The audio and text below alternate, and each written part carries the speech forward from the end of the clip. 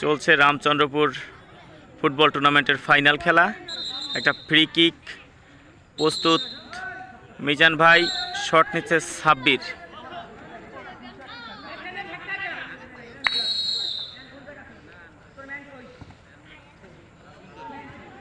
লক্ষ্যভ্রষ্ট shot, ফরিদের shot, goal kick.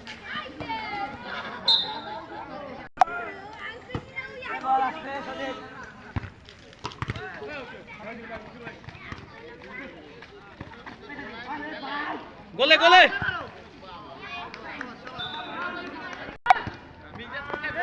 পাল্টা আক্রমণে যাওয়ার চেষ্টা, সুন্দর শট,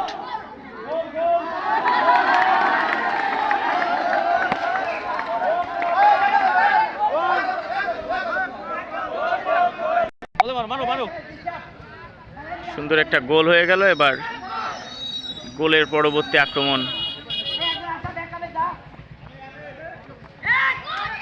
হেড বাঁধেনি, সজীব সেনের শট, মাঝমাঠ, কবির ভাই একটা লক্ষ্যভ্রষ্ট শট। আমাদের রেফারি সাহেব বাপ্পা ভাই খুব দক্ষতার সাথে, তৎপরতার সাথে মানব।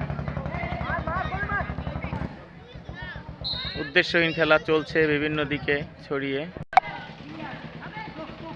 পাল্টা আক্রমণ স্বাধীন, বলের দখল নিয়েছে।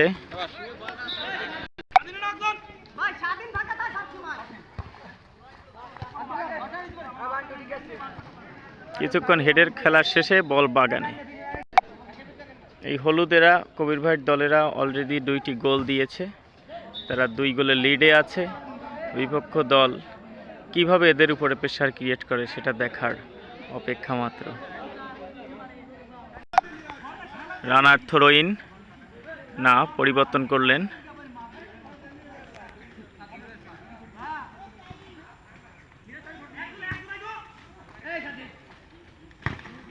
বল দখলের চেষ্টা, পার্শ্ব রেখা অতিক্রম করে গেল। উদ্দিন ভাইয়ের থ্রো,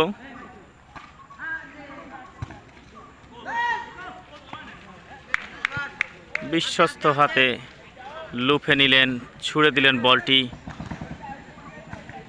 সাব্বিরের উদ্দেশ্যহীন শট, চলছে খেলা।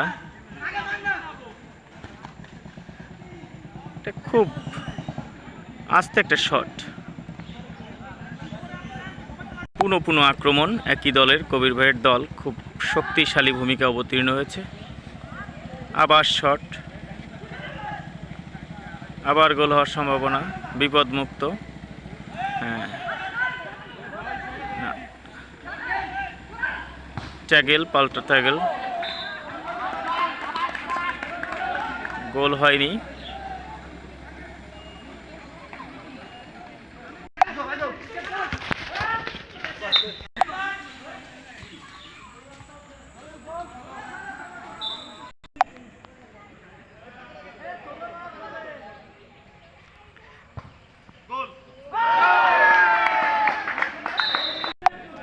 তিন 0 গোলে এগিয়ে কবির ভাইয়ের বাহিনী।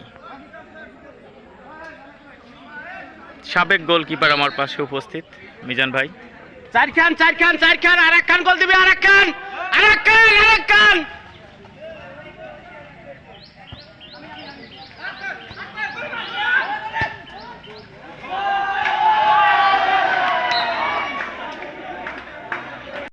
আক্রমণের পরে আক্রমণ, সাব্বির বাহিনীর যে দুর্বলতা খেলায় তা লক্ষ্য করা যাচ্ছে, চোখে পড়ার মতো। রামচন্দ্রপুরের ফুটবল টুর্নামেন্ট চলছে রামচন্দ্রপুর মাঠে। সর্বশেষ ফলাফল জানিয়ে আমি এখানেই বিদায় নিচ্ছি। কবির ভাইয়ের দল 3 গোলে এগিয়ে আছে, আর সাব্বিরের দল 0।